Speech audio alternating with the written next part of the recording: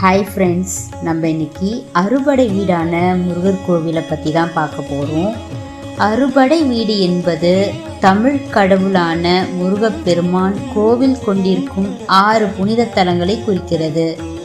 இவை முருகனின் வாழ்க்கையின் முக்கிய நிகழ்வுகள் அல்லது சிறப்பு தன்மைகளை கொண்டுள்ளன.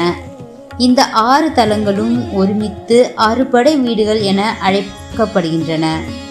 அறுபடை வீடு குறிப்பு: மதுரையில் திருப்பரங்குன்றம், தூத்துக்குடியில் இருக்கும் திருச்செந்தூர், திண்டுக்கல்லில் இருக்கும் பழனி, தஞ்சாவூரில் இருக்கும் சுவாமிமலை, திருவள்ளூரில் திருத்தணி மற்றும் மதுரையில் இருக்கும் பழமுதிர்ச்சோலை. இந்த 6 தலங்களையும் நக்கீரர் இயற்றிய திரு முருகாற்றுப்படை என்ற நூலில் குறிப்பிட்டுள்ளார். ஆற்றுப்படை வீடுகள் என்பதே காலப்போக்கில் மருவி அறுபடை வீடுகள் என்று வழங்கலாயிற்று. திருப்பரங்குன்றம் இதை திருமண ஸ்தலம் அப்படின்னு சொல்கிறாங்க. சூரபதமன் மீது பெற்ற வெற்றிக்கு பிறகு தெய்வானையுடன் திருமணம் நடந்த இடம் அப்படின்னு சொல்கிறாங்க. திருச்செந்தூர் இதை போர்க்களம் அப்படின்னு சொல்கிறாங்க. இங்கே தான் முருகன் சூரபதமனை வென்றார் அப்படின்னு சொல்கிறாங்க.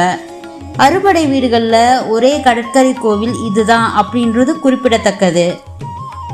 பழனி துறவரத்தின் சின்னம் அப்படின்னு சொல்கிறாங்க. ஞானப்பழம் கதையின் பின் முருகன் கோவிலுக்கு சென்று துறவியான இடம் இதுதான் அப்படின்னு சொல்கிறாங்க. இவருக்கு இங்கே தான் பழனி ஆண்டவர் அப்படின்னு பேர் வந்துச்சுன்னு சொல்கிறாங்க. சுவாமிமலை சிவனுக்கு ஞானம் போதித்த இடம். பிரணவ மந்திரம் ஓம் என்பதை முருகன் தன் தந்தை சிவனுக்கே போதித்த இடம். அதனால் முருகன் இங்கே சுவாமிநாதன் அப்படின்னு அழைக்கப்படுறாங்க. திருத்தணி போருக்கு பிறகு மன அமைதிக்காக முருகர் இங்கே வந்ததாகவும் இங்கே தான் முருகனின் வள்ளியம்மை திருமணம் நடந்ததாகவும் சொல்கிறாங்க.